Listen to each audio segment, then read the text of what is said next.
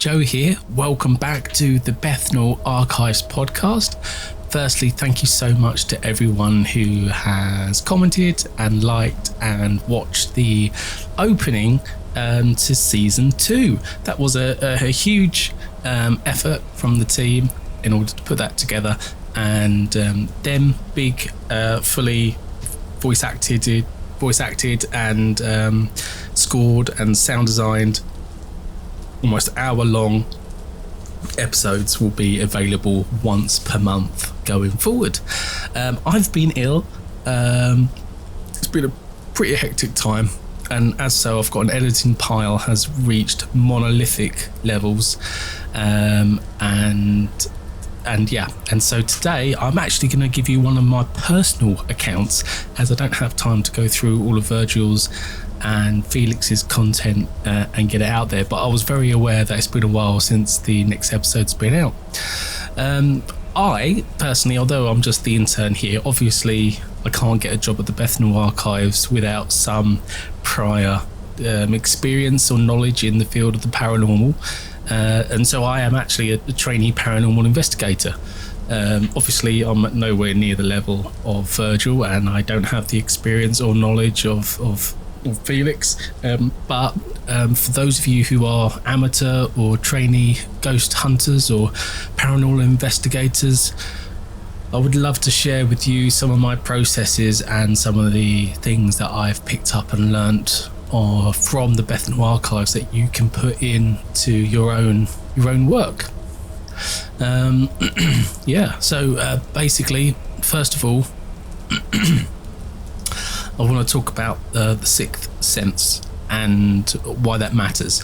So before reaching for tools, many of us who work in this field rely on what we call the gift, or a heightened sense of awareness. While some of us are naturally attuned to it, it's like an extra limb or stronger than usual reflex, others have trained themselves to hone in on this ability over years of experience. It's a sensitivity that's not just a physical phenomena, but it's also the subtle energies that linger in space. They can manifest as a gut feeling of unease or alertness in a location, or a sudden drop in mood or energy level, as though something unseen is feeding off your presence. Also, it can be like a tingling sensation, as if the air is electrically charged. Most people in life have something like this. For instance, you're walking down a dark alley and you just know someone is watching you, or there's a group of people that may sort of be thinking of like mugging you. And there's the science behind this likely ties to our subconscious picking up on micro cues like a change in temperature, sound, or even body language. But for those of us in the paranormal investigation, we've trained ourselves to pick up on these cues when they're even subtler, or dare I say, otherworldly.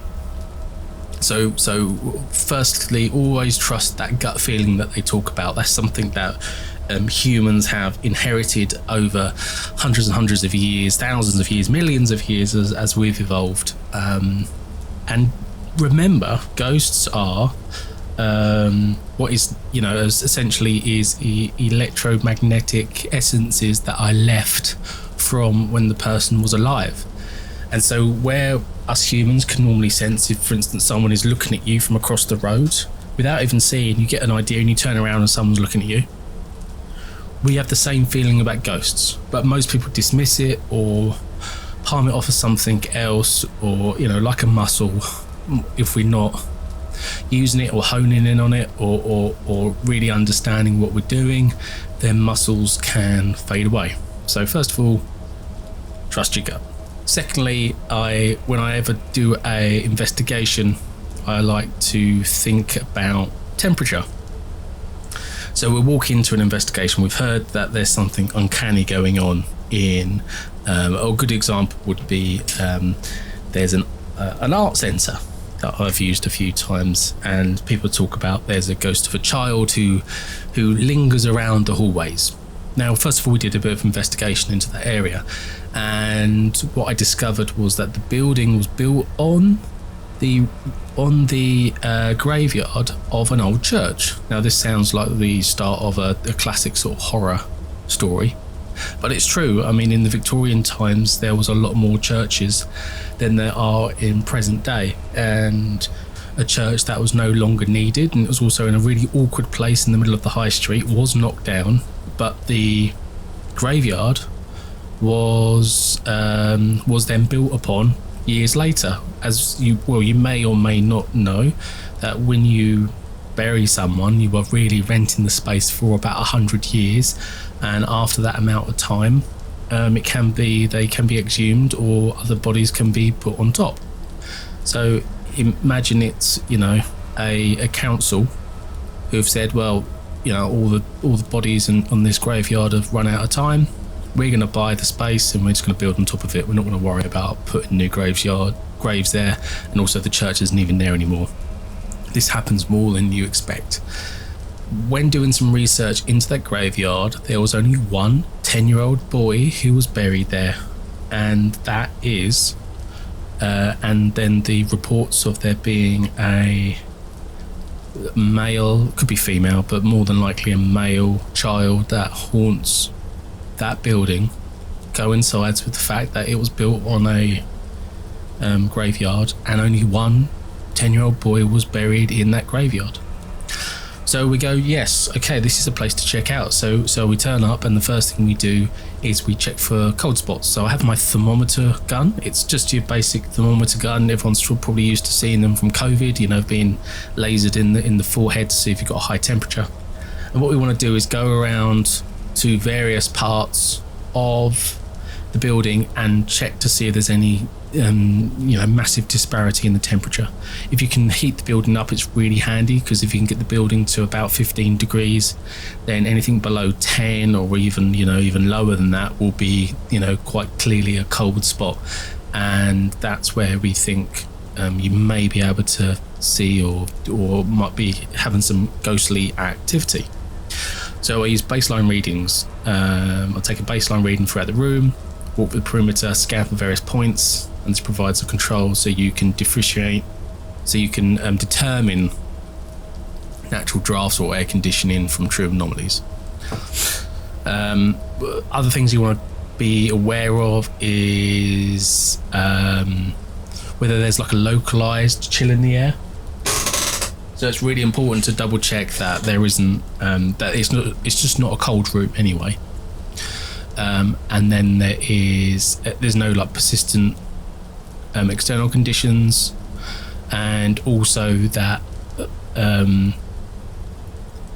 these cold spots are small enough so you can step in and out of them. Like, you can literally walk into an area and you can feel that it's colder in that area, and when you walk out of the area, it's not as cold.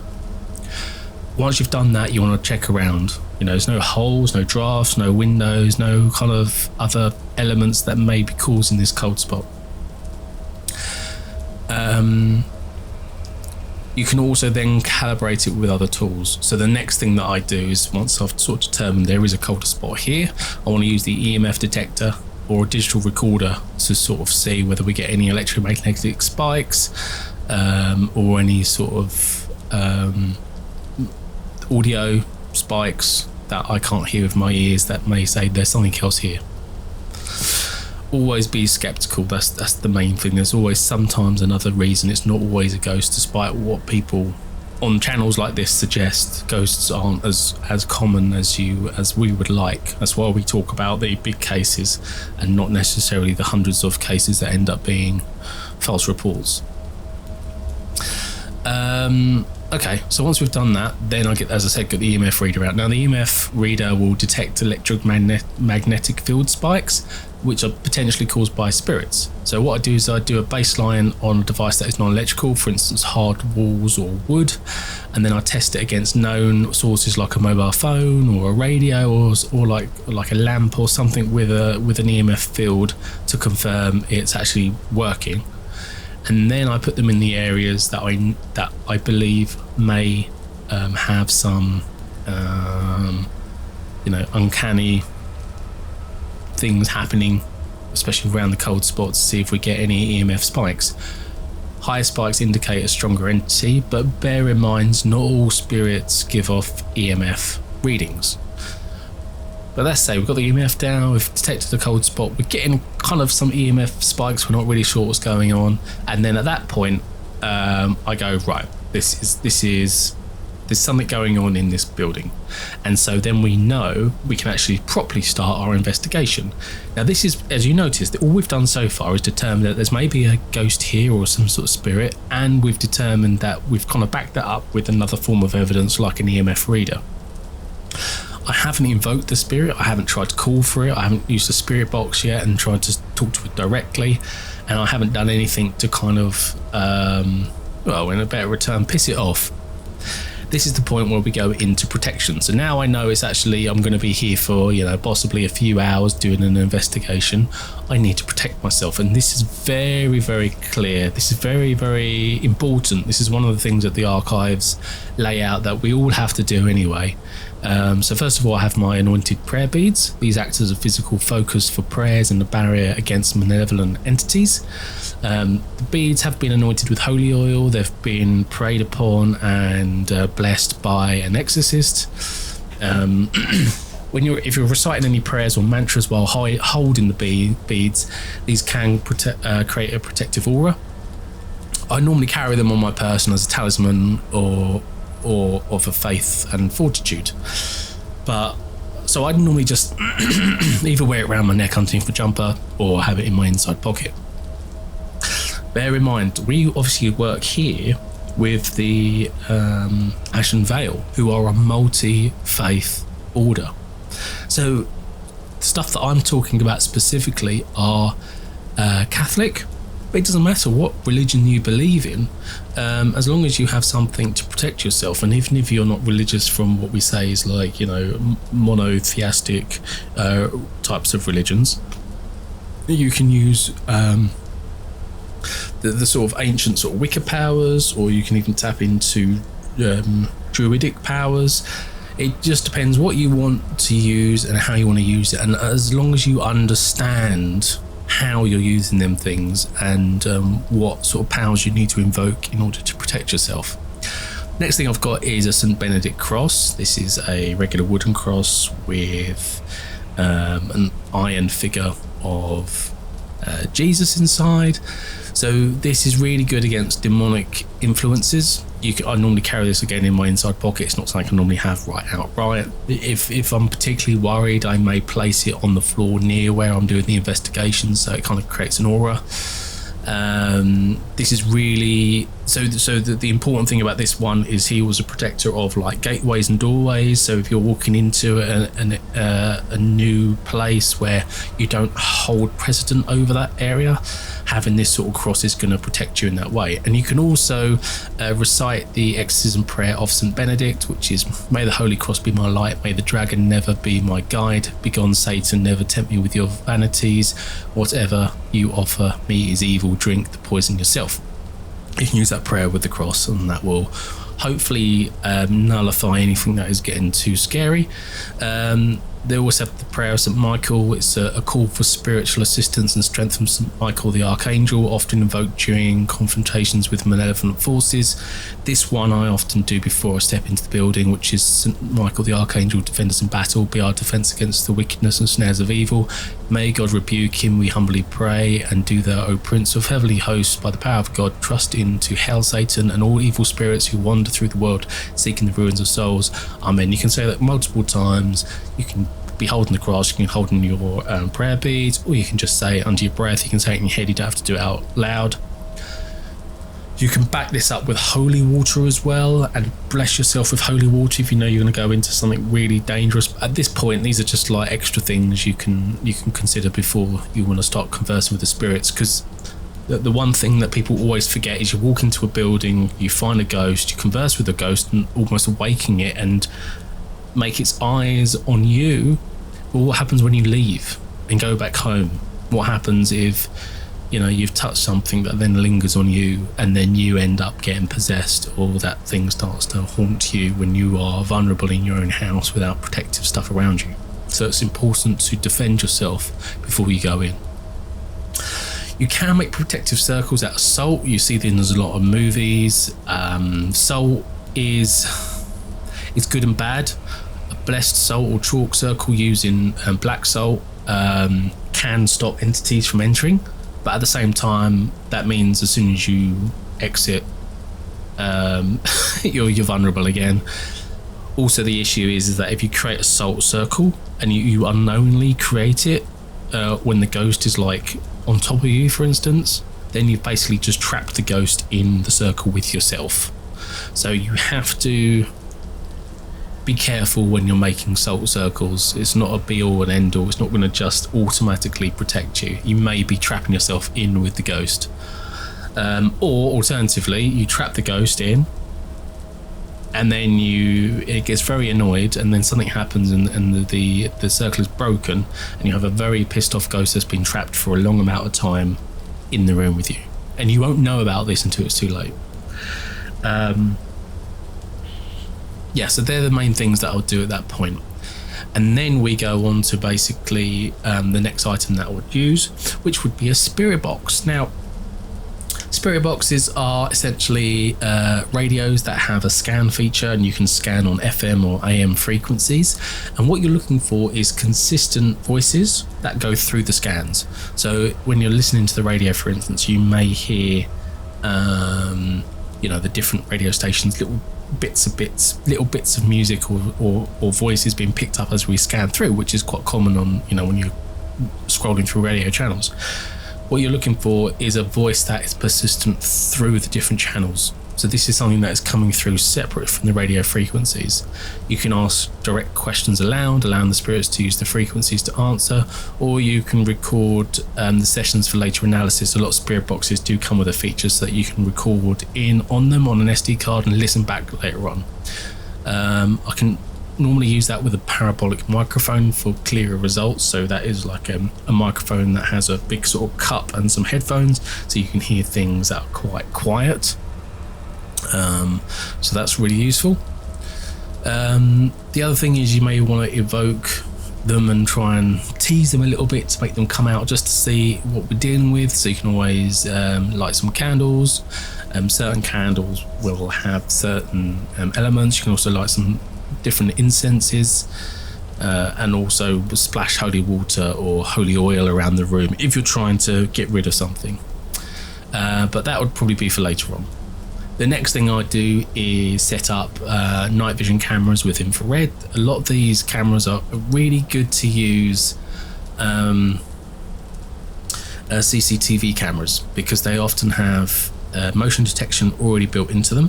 They're night vision already, and they have infrared, so they're super useful. And I will set up about 4 of them, link them to an external 5G hub, and then that will link to my iPad, so I can view all of them from an external point, because sometimes the ghosts don't like to come around when you're standing around. They're a bit shy. I have a regular torch and a UV torch. The regular torch is on my head, so if the location doesn't have power, I can see, or if suddenly the lights trip, I can still see. And I have a UV torch to detect handprints, footprints, or markings not visible to the naked eye. They are very rare. It's not like a computer game where you'll suddenly get a handprint if it touches it with UV, but it's just a backup. But there has been times where Virgil has mentioned that some things do leave a little bit of residue that is sometimes picked up with a UV torch. Always have a notepad or notebook on you, and some sort of recording device, so you can talk into it as things happen and document the observations with your notebook. Record timestamps, the events and equipment readings. And you always want to jot down your impressions, sounds, or sightings in real time, because when we go to an investigation, like I went to this one, there was a few things we saw, but it wasn't as obvious as possible. And so the thing that I wanted to do is go back another time and see and check back on my previous notes and see if there's any similarities or disparities between the stuff that I had seen. I'd already mentioned the parabolic microphone. You can amplify faint sounds and whispers with these. You can also focus on specific areas with which capture subtle noises. And you can pair these with digital devices for analysis. So you can run a digital device, listen with a parabolic microphone. You might hear something, it's not very clear, so then you can timestamp on your book what time that was, go back to your recording device, and then listen at that point to see whether it was anything. And then essentially, once you've done all of that, you can get your data, cross-check all the readings from all the different devices, match the physical sensations, and organise the findings for clarity and future reference. There's something else I did actually that I do often use, and these are for motion devices. So I use cat balls. You can turn these on, and these are essentially toys that cats use, but a lot of spirits, because electromagnetic pulses can trigger them, if spirits go through them, they do go off. So something like a little cat ball can be really useful. There's a great example. I was doing an investigation at a cemetery, and this had been desanctified, and I was trying to invoke the spirits. I had heard some voices come through on the spirit box, and I asked if this specific person was there, and the cat balls went off. But apart from that, we didn't get any other readings. No drop in reading. There was no real drop in temperature. The EMF never went off. The spirit box was going off, but it was kind of difficult to decipher what it was being said. But the motion sensors were extremely clear. So that is a really good thing to do, and that's something that I captured myself on my cameras. So there you go. I've got like hard evidence that happened, and there was no human interaction or interference with that type of stuff. So there you go. That's how I do a basic investigation. I hope you found that interesting, and the next story will be coming next week when I get round to editing Felix's lovely case. And that's all we've got time for today. Thanks very much, and I'll see you next time. All the best.